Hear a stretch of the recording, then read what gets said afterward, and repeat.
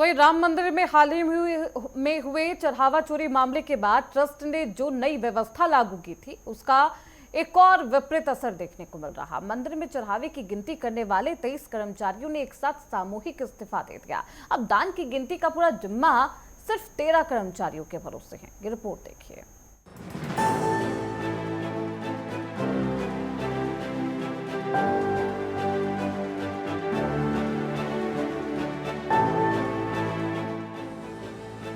अयोध्या में राम मंदिर चढ़ावा चोरी मामले के बाद सुरक्षा और पारदर्शिता को लेकर किए गए बदलावों के बीच एक नया संकट आ गया है। मंदिर में आने वाले तमाम जो रुपए हैं उनके चढ़ावों की गिनती करने वाले 23 काउंटिंग कर्मी ने एक साथ सामूहिक इस्तीफा सौंप दिया है। इस अचानक आए इस्तीफे से श्री राम जन्मभूमि तीर्थ क्षेत्र ट्रस्ट और मंदिर की बैंकिंग व्यवस्था संभालने वाली टीम में हलचल है।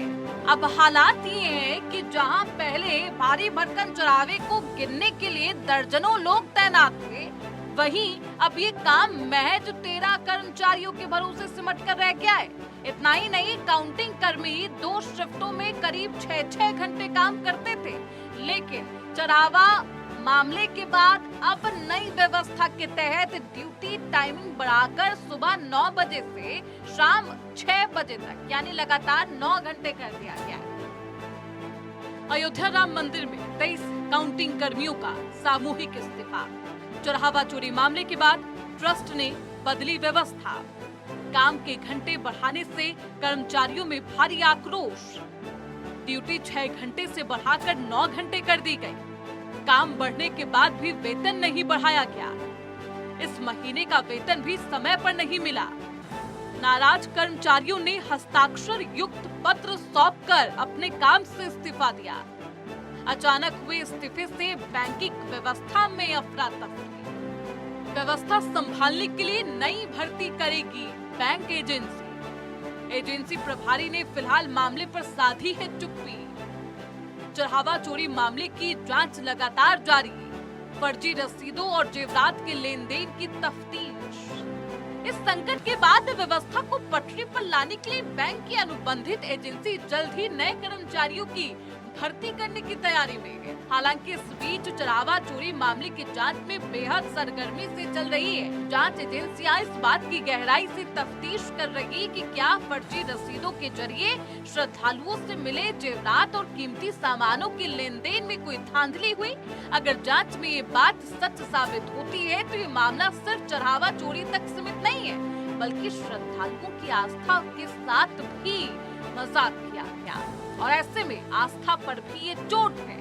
इस पूरे मामले में यूपी की योगी सरकार और स्थानीय प्रशासन की नजरें टिकी है। मुख्यमंत्री योगी का रुख पहले दिन से साफ है कि प्रभु श्री राम के दरबार में किसी भी स्तर की अराजकता, चोरी, लापरवाही कतई बर्दाश्त नहीं है। यही वजह है कि आंतरिक व्यवस्था में हो रहे इन बदलावों के बीच प्रशासनिक और कानूनी जांच समानांतर रूप से बेहद सख्ती के साथ चल रही। योगी सरकार की जीरो टॉलरेंस नीति के तहत साफ संदेश है, चाहे आंतरिक व्यवस्था का विवाद हो, चढ़ावे में हेरफेर की साजिश, कानून अपना काम करेगा।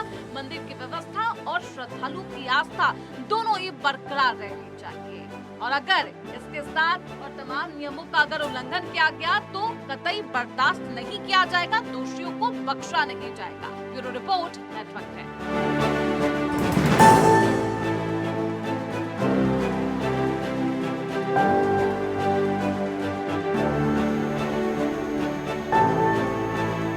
खबरों में बढ़ते हैं आगे और अब बात उस मामले को लेकर राम मंदिर में जो इस्तीफा दिया गया कर्मचारियों की तरफ से और भारी संख्या में कर्मचारियों ने इस्तीफा दिया है। इस पूरे मामले को लेकर सियासत भी है और कई सवाल भी। हमारे साथ हमारे सहयोगी प्रशांत शुक्ला इस खबर पर ज्यादा जानकारी के साथ जुड़ चुके हैं। प्रशांत, इस्तीफा क्यों दिया गया? सिर्फ नाराजगी है या फिर कोई और कहानी भी? देखिए, बता दें, जिस तरीके अयोध्या की राम मंदिर के दान पेटी से पैसा गायब बात निकल के आई थी, जिसको लेकर आरोप प्रत्यारोप चालू होते हुए दिखाई दिया था, जिसको लेकर कहीं ना कहीं चेंजेस होते हुए दिखाई दिया था अयोध्या में। जिस तरीके अयोध्या के राम मंदिर में अभी जल्द ही हाल ही में जो इम्पोर्टेंट बैठक हुई थी, उसमें कोषाध्यक्ष गोविंद गिरी महाराज पहुंचे थे और जो ट्रस्ट के अन्य लोग थे वो भी वहां पहुंचे हुए थे। वहीं पे उन्होंने जिस तरीके महासचिव चंपत राय, ट्रस्टी अनिल मिश्रा के इस्तीफा को लेकर स्वीकृति होगी या नहीं, ये अहम मुद्दे पर बैठक थी और कई चीजें अयोध्या के राम मंदिर में चेंजेस को लेकर एक बैठक होनी थी, जिसको लेकर उन्होंने वहां पे स्वीकृति किया था कि उन दोनों का इस्तीफा को स्वीकार किया जाता है। उन्होंने साफ तौर पर यह भी कहते हुए दिखाई दिया था कि अयोध्या के राम मंदिर के बाईलॉज में लिखा हुआ है कि जिस तरीके अगर कोई भी इस्तीफा देता है तुरंत स्वीकार हो जाता है, पर जिस तरीके आरोप प्रत्यारोप चला था तो ये महत्वपूर्ण बैठक था और बैठक के बाद जिस तरीके की उनकी स्वीकृति हुई, वहीं पे अयोध्या के राम मंदिर में चेंजेस होते हुए भी दिखाई दिए। जिस तरीके अयोध्या के राम मंदिर के दान पेटी से पैसा गायब होने को निकल की बातें निकल के आई थी, वहीं उन्होंने साफ तौर पर एक ड्रेस कोड को घोषित किया था और ड्रेस कोड में बताया था कि जल्द ही ड्रेस कोड वहां पे उनको मिलेगा जो कर्मचारी लोग हैं गिनने के लिए। उसमें एक सिर्फ श्री राम जो तीर्थ ट्रस्ट का जो लोगो है वो लोगो बना रहेगा, उसमें ना जेब रहेगी, ना वो फोन ले जा सकते हैं, ना कोई कैमरा ले जा सकते हैं, ना कोई स्मार्ट वॉच, ऐसी तमाम चीजें नहीं ले जा सकते हैं, जिसको लेकर चेंजेस होते हुए दिखे। हाल ही में अगर बात करें, कल बात ये निकल के आ रही है कि करीबन 30 से ज्यादा कर्मचारी थे जो दान पेटी में पैसा गिनते हुए दिखाई देते थे। वहीं अगर बात करें श्री राम जन्मभूमि तीर्थ ट्रस्ट द्वारा, वहां पे कुछ लोग लगाए गए थे थर्ड पार्टी द्वारा, पर वहीं पे एसबीआई बैंक का, जिसका श्री राम जन्मभूमि तीर्थ ट्रस्ट का जो मेन अकाउंट है एसबीआई बैंक में है, उनके कर्मचारी उसमें मौजूद रहते थे। पर जिस तरीके करीबन 30 से ज्यादा कर्मचारी थे, उसमें से 23 से ज्यादा लोगों ने हस्ताक्षर इस्तीफा देते हुए दिखाई दिया है और साफ तौर पर उनका यह भी कहना है कि पहले की अगर बात करें तो पहले के जो दान पेटी में पैसा गिनते थे वो करीबन 6-6 घंटे का स्लॉट था, पर आज 9 बजे से लेकर 6 बजे तक उन्हीं 13 लोगों को गिनते हुए दिखाई देना है, जिसको और उनकी सैलरी भी, वेतन जो था वो भी बढ़ाया नहीं गया है। उसी को लेकर उनमें नाराजगी थी, जिन्होंने अगर बात करें तो नाराज कर्मचारियों ने हस्ताक्षर मुक्त एक पत्र सौंपा है और काम भी छोड़ते हुए दिखाई दिए, सूत्रों से पता चला है। वही प्रशांत सिर्फ ये सैलरी वृद्धि को लेकर है कि उनकी आमदनी नहीं बढ़ रही थी, उनको अपनी सैलरी में इजाफा चाहिए था, या इसके पीछे कोई और वजह है क्या? जो कर्मचारी है जिन्होंने इस्तीफा दिया है, क्या आपकी बात उनसे हो पाई है, उनकी तरफ से कोई बयान? देखिए, अगर बात करें जो कर्मचारी लोग थे, अभी तक उनसे कोई भी प्रशासनिक तौर पर भी कोई आधिकारिक बयान नहीं आया और ना ही उनसे किसी भी पत्रकार की अभी तक कोई बातचीत हुई है, क्योंकि वो जिस तरीके श्री राम जन्मभूमि तीर्थ ट्रस्ट में जो मामला है, इतना हाईलाइटेड मामला है, नेशनल लेवल पे इस पे बातचीत हो रही है, आरोप प्रत्यारोप चल रहे हैं, उसमें साफ तौर पर उनसे एग्रीमेंट भी कराया गया था और साफ तौर पर उनको मना भी किया गया किसी तरीके की कोई टिप्पणी नहीं करेंगे, क्योंकि जिस तरीके एसआईटी टीम का गठन हुआ था, श्री राम जन्मभूमि तीर्थ ट्रस्ट के दान पेटी से पैसा गायब होने के बातें निकलकर जिस तरीके आभूषण गायब हुए, जिस तरीके जमीन का घोटाला हुआ है, उसको लेकर जब तक एसआईटी की 15 जुलाई को जो मेन रिपोर्ट है वो जब तक नहीं सौंप देते तब तक कोई भी आधिकारिक बयान नहीं आएगा। उसी तरीके जिस तरीके अगर आप पूछ रही हैं कि यहाँ पे उन लोगों का क्या मेन एम है, तो कहीं ना कहीं ये भी कह सकते हैं कि जिस तरीके पहले दान पेटी में पैसा गायब करने वाले कर्मचारी, जिस 8 लोग जो मेन लोग थे, चाहे वो लव कुश मिश्रा हो, चाहे अनुकल मिश्रा हो, चाहे टिन्नू यादव हो और करुणेश पांडे हो और जो अन्य 4 लोग थे, तो 8 लोग जिस तरीके लोग मिली भगत करके बंदरबाट करते हुए दिखाई देते थे, जिस तरीके करोड़ लाखों रुपए, करीबन 80 से 90 लाख रुपए इनके यहाँ बरामदगी मिलते हुए दिखाई दिए, कुछ अन्य आभूषण मिलते हुए दिखाई दिए, कुछ यूएस करेंसीज मिलते हुए दिखाई दी, कुछ लोग ऐसे थे जो पैसे लेकर अपनी गर्लफ्रेंड्स को फोन देते हुए दिखाई दिए, कुछ लोगों के यहाँ महंगी महंगी गाड़ियां मिलती हुई दिखाई दी। तो साफ तौर पर जिस तरीके उन्होंने देखा कि अब यहाँ पे ऐसे बंदरबाट नहीं हो पाएगा, उसमें भी लेकर कहीं ना कहीं नाराजगी होगी, इसलिए इस्तीफा देते हुए दिखाई दिए। साफ तौर पर जिस तरीके उनकी सैलरी कम थी और समझ गए कि अब किसी तरीके की चोरी नहीं हो पाएगी और समय बढ़ा देगा, सैलरी उतनी होगी, इसलिए भी नाराजगी कहीं ना कहीं जताते हुए दिखाई देंगे। तीसरी बात तो ये भी निकल के आ रही है, मंदिर के अंदर काउंटिंग सिस्टम जो है वो किस तरीके से चल रहा, किस तरीके से संचालित हो रहा है? क्योंकि भारी संख्या में जो कर्मचारी उन्होंने इस्तीफा दे दिया है, अब सवाल ये भी है कि नियुक्ति को लेकर क्या कुछ प्रोसेस है? जी बिल्कुल, देखिए अगर बात करें श्री राम जन्मभूमि तीर्थ ट्रस्ट जब 22 जनवरी 2024 को प्राण प्रतिष्ठा हुआ था, उसके बाद जिस तरीके यहाँ पे चेंजेस होते हुए दिखाई दिए थे दान पेटी से पैसा गिनने के लिए, तो उससे पहले एसबीआई बैंक के कर्मचारी वहां मौजूद थे, पर श्री राम जन्मभूमि तीर्थ ट्रस्ट के भी लोग यहाँ पे मौजूद थे। सूत्रों से यह भी पता चल रहा है कि कहीं ना कहीं जो चोरी का मामला है ये पहले से होते चला आ रहा था, इसीलिए उन्होंने एसबीआई बैंक को साफ तौर पर कहा था कि थर्ड पार्टी लगा के किसी कर्मचारी को वहां पे मुस्तैद किया जाए और वहां पे वो लोग निगरानी करते रहे, क्योंकि एसबीआई के इतने कर्मचारी दान पेटी में पैसा गिनने नहीं आएंगे।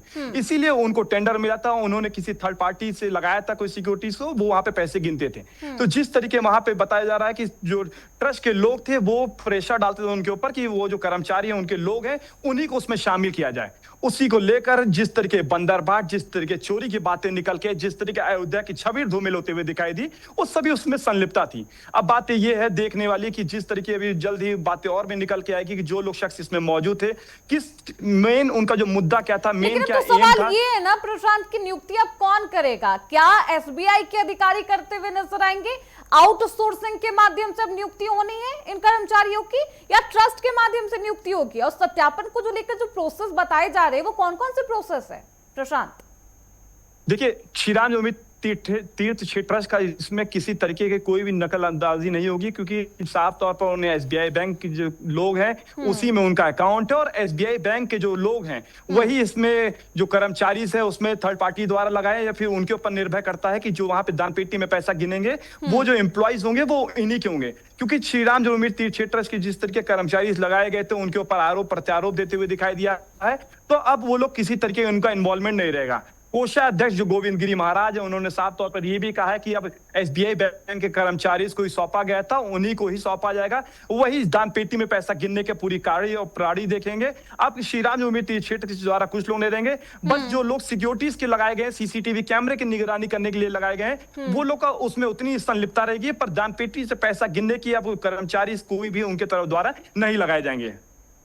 तो देखिए अब नई नियुक्ति होनी है, लेकिन नई नियुक्ति से पहले तमाम जो प्रोटोकॉल्स है उसका ध्यान भी रखा जाएगा, पालन भी किया जाएगा।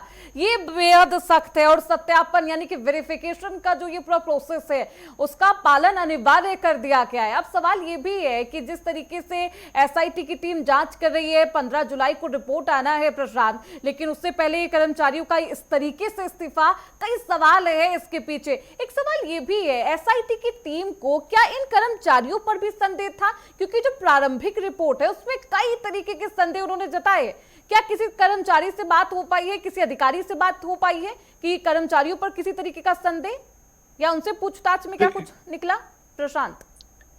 देखिए, अगर बात करें एसआईटी टीम द्वारा, जब श्रीराम जन्मभूमि तीर्थ क्षेत्र ट्रस्ट द्वारा सरकार से मांग किया गया था एसआईटी का टीम का गठन का, क्योंकि उनको साफ तौर पर यह पता चल गया था कि अयोध्या के राम मंदिर के दान पेटी से पैसा गायब है, जिसको लेकर महासचिव चंपत राय जा रहे थे एफआईआर कराने, पर किसी का फोन आया उसको लेकर वो रुक गए।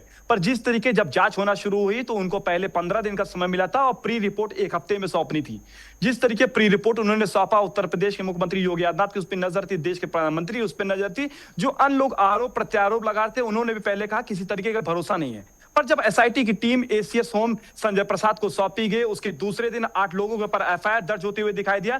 तो साफ तौर पर अगर एसआईटी की रिपोर्ट की बात करें तो जिस तरीके आप प्रश्न कर रही हैं, तो उसमें कहीं ना कहीं इन 8 लोगों के घर से पैसे बरामदगी होते हुए दिखाई दिए, आभूषण बरामदगी होते हुए दिखाई दिए। तो कहीं ना कहीं जल्द ही अगर 15 तारीख उनको फिर से बढ़ाते हुए दिखाई दिया गया था एसआईटी का, और 15 जुलाई को जो मेन रिपोर्ट है वो सौंपते हुए दिखाई देंगे। तो रिपोर्ट की अगर बात करें तो सूत्रों से यह पता चला ये बातचीत होने के बाद कि कहीं ना कहीं जो अन्य शख्स लोग हैं अगर उनकी कोई भी संलिप्तता होगी, क्योंकि जमीन के घोटाले की भी बातें निकल के उसमें कुछ अहम चेहरों के नाम निकल के आ रहे हैं, तो साफ तौर पर इन 8 लोगों के ऊपर जो एफआईआर दर्ज है इनसे डेली हिरासत में लिया जा रहा है, इनसे पूछताछ किया जा रहा है। और हाल ही में कल की अगर बात करें तो लवकुश मिश्रा के घर से गाड़ी मिलते हुए दिखाई, अनुकल मिश्रा के घर से बरामदगी होते हुए दिखाई दी। तो साफ तौर पर इन 8 लोगों के अलावा भी कहीं ना कहीं जल्द ही उनके ऊपर भी एफआईआर होते हुए दिखाई देगा। और साफ तौर पर जिस तरीके इन्होंने इस्तीफा दिया है तो हो सकता है एसआईटी के प्रारंभिक रिपोर्ट में साफ तौर पर इन पर भी कहीं ना कहीं नाम लिया गया हो कि अन्य लोग भी शामिल थे, क्योंकि अयोध्या के राम मंदिर के दान पेटी में करीबन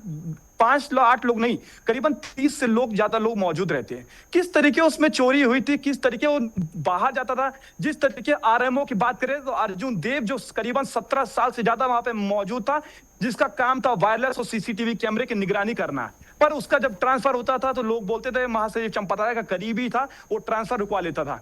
हाल ही में जब नेटवर्क 10 न्यूज चैनल ने खबर और कई हाल ही में अन्य लोगों ने खबर चलाया, उस पर प्रश्न चिन्ह खड़ा करते हुए दिखाई दिया, तो सरकार ने सख्त उस पर तुरंत उनका गोरखपुर में ट्रांसफर कर दिया, जिसको लेकर कहीं ना कहीं जो अन्य लोगों की संलिप्तता थी, एसआईटी की रिपोर्ट जब 15 जुलाई को आएगी तो साफ तौर पर कहीं ना कहीं अन्य लोगों 8 लोगों के अलावा उनके ऊपर भी एफआईआर दर्ज होगी और दूध का दूध पानी का पानी होते हुए दिखाई देगा, जिस तरीके उत्तर प्रदेश के मुख्यमंत्री ने साफ तौर पर मन से साझा करते हुए दिखाई दिए थे।